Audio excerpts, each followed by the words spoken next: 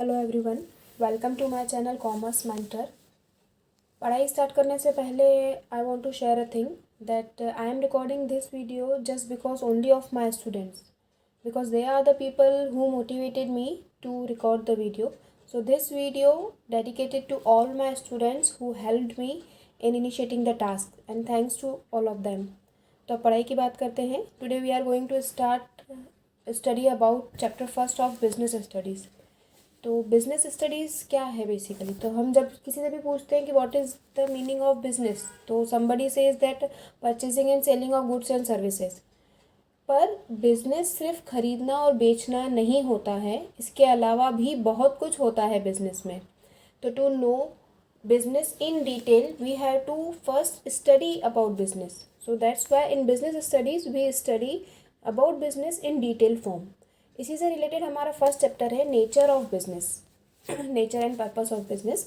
अब नेचर क्या होता है, किसी भी पर्सन के बारे में अगर हमें और भी जानना हो तो हम बोलते हैं इसका नेचर ऐसा है, इसका नेचर ऐसा है. तो the same thing is applicable for business also. To know more about the business first we have to study its nature, है ना. तो और आपकी एनसीईआरटी में या जो भी बुक आप प्रिफर करते हैं उसमें फर्स्ट टॉपिक अगर आप देखेंगे तो बिजनेस का कंसेप्ट, मीनिंग या इंट्रोडक्शन जो भी पैराग्राफ आपके दिया हो उसमें एक पॉइंट समझाया गया है that all human beings have to perform some activities to satisfy their needs. तो आपको अपनी कोई भी डिज़ायर फुलफ़िल करने के लिए कोई ना कोई एक्टिविटी परफॉर्म करनी पड़ती है ना. अब डिपेंडिंग दैट आप की डिज़ायर है टू अर्न द मनी और to just get psychological satisfaction. तो जो आपकी एक्टिविटी परफॉर्म करने का मोटिव होता है वही ये डिसाइड करता है कि एक्टिविटी की कैटेगरी कौन सी है. इसलिए ह्यूमन एक्टिविटी को डिवाइड किया गया है टू पार्ट्स में, that is economic activity and non economic activity. And the activity which a human being is performing just to earn the profit, just to make profit in the form of monetary terms, वो activities होती हैं हमारी economic activities. Just for example, if a person is doing job in any factory, if he is distributing the goods to wholesaler, or if a lawyer or a doctor is doing his practice, so all these activities the reason behind performing these activities to earn the money. इसलिए ये तीनों की तीनों किस में जाती हैं, तुम्हारे इकोनॉमिक एक्टिविटीज़ में. Economic activity is divided into 3 categories: business, profession and employment. Basically इन तीनों ही कैटेगरीज़ का मेन मोटिव है टू अर्न द मनी, इसलिए इन तीनों कैटेगरीज़ को इकोनॉमिक एक्टिविटी का ही पार्ट बोलते हैं. सबसे पहले हम बात करते हैं व्हाट इज़ बिजनेस. तो business means all those activities which is related to production, purchase, sale, distribution, just to perform any activity to sell the goods and services to the consumer with the main objective of earning profit. तो कोई भी आप business करते हो, भले वो farming का हो, मैन्युफैक्चरिंग का हो, होलसेलर, रिटेलर, जिसमें आप गुड्स और सर्विस से डील कर रहे हो, वो एक्टिविटी आपकी जाती है बिजनेस की कैटेगरी में.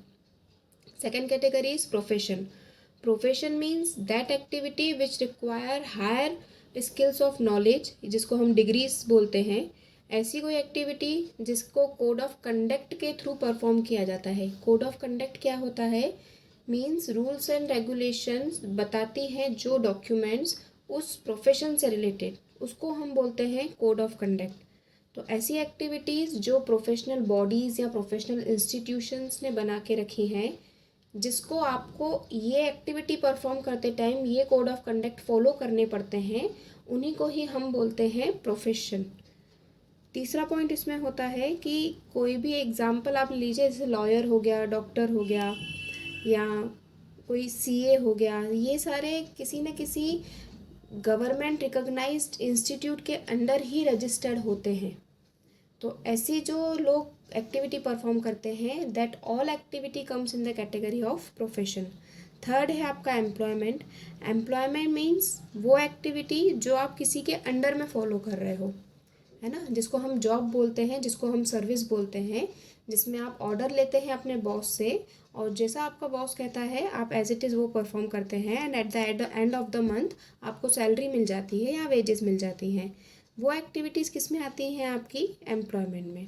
ठीक है, जो नेक्स्ट टॉपिक है हमारा that is difference between business profession and employment. Categories का मीनिंग समझने के बाद बिजनेस प्रोफेशन एम्प्लॉयमेंट का हो सकता है कि कुछ कन्फ्यूजन हो माइंड में, इसलिए इसी को ही और अच्छे से समझने के लिए आपकी बुक में एक और टॉपिक दिया गया है that is difference between business profession and employment. इसको समझ लेते हैं हम, जिसमें कि फर्स्ट पॉइंट है हमारा कमेंसमेंट। तो बिजनेस कमेंस करने के लिए we don't require anybody's permission, it is just based on the decision of an entrepreneur. जब भी वो डिसाइड करता है he is free to start the business. लेकिन प्रोफेशन में आपको कोई भी सर्विस स्टार्ट करने के लिए, कमेंस करने के लिए सबसे पहले you need to complete the degree and you need to get a certificate of practice, then only you are able to start your profession। और एम्प्लॉयमेंट में हम अपनी सर्विस कब स्टार्ट कर सकते हैं? बाय जॉइनिंग अ ड्यूटी और bye entering into a service agreement.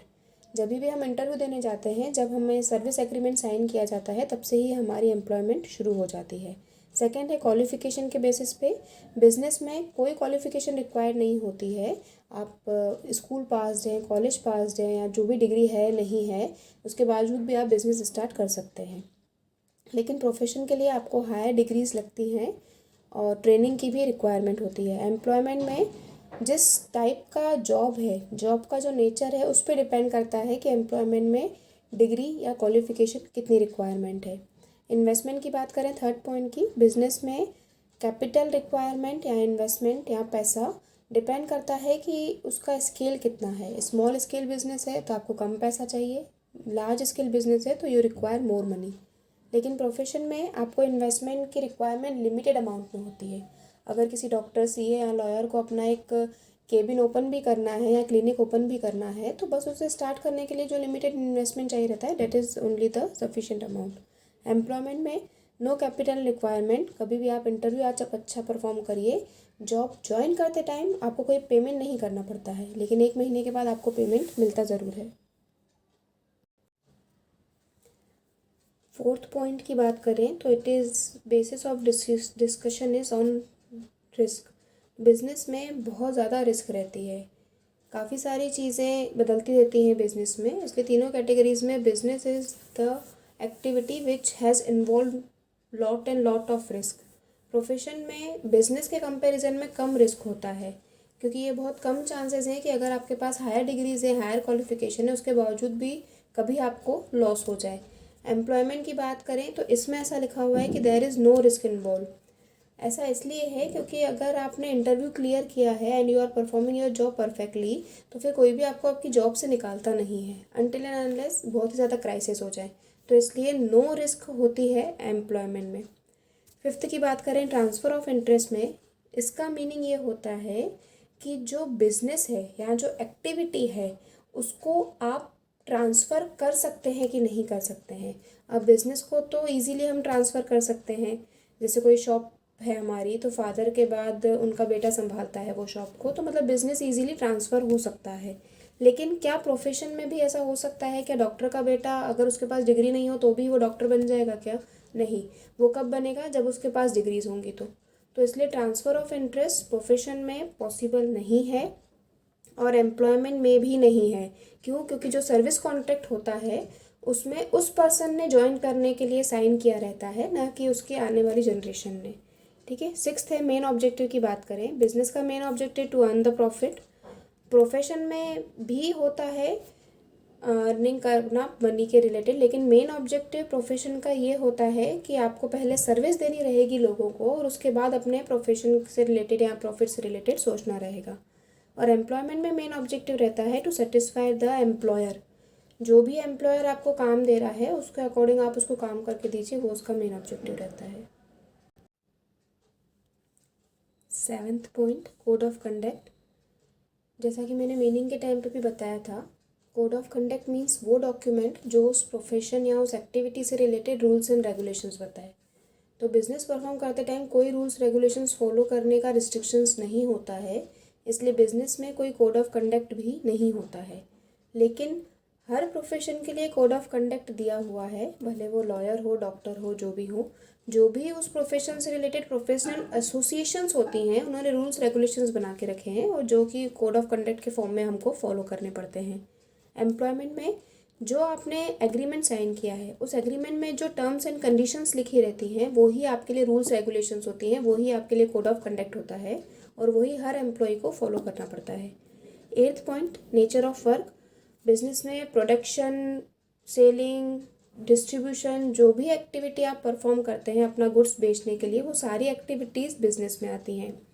Profession में जो पर्सन आपके पास आ रहा है उसके अकॉर्डिंग, उसकी प्रॉब्लम सॉर्ट आउट करने के अकॉर्डिंग जो सर्विस आप उसको प्रोवाइड करते हैं वो होती है तुम्हारे प्रोफेशन का नेचर ऑफ वर्क। एम्प्लॉयमेंट में जो भी एम्प्लॉयर आपको काम दे वो उसका नेचर ऑफ वर्क है, ठीक है। तो नेचर ऑफ वर्क की बात करें तो बिजनेस में गुड्स बेचने के लिए एक्टिविटीज़, प्रोफेशन में जो पर्सन आया है अपनी प्रॉब्लम लेके डॉक्टर के पास या लॉयर के पास, उसकी प्रॉब्लम सॉर्ट आउट करने का नेचर ऑफ वर्क होता है। और एम्प्लॉयमेंट में जो आपका बॉस आपको परफॉर्म करने के लिए दे। लास्ट पॉइंट की बात करते हैं हम रिवार्ड की। रिवार्ड मीन्स जो रिटर्न हमको मिलता है काम करने के बाद। तो बिजनेस में हमको प्रॉफिट के फॉर्म में मिलता है, प्रोफेशन में फीस के फॉर्म में रिवॉर्ड मिलता है और एम्प्लॉयमेंट में हमें सैलरी के फॉर्म में मिलता है।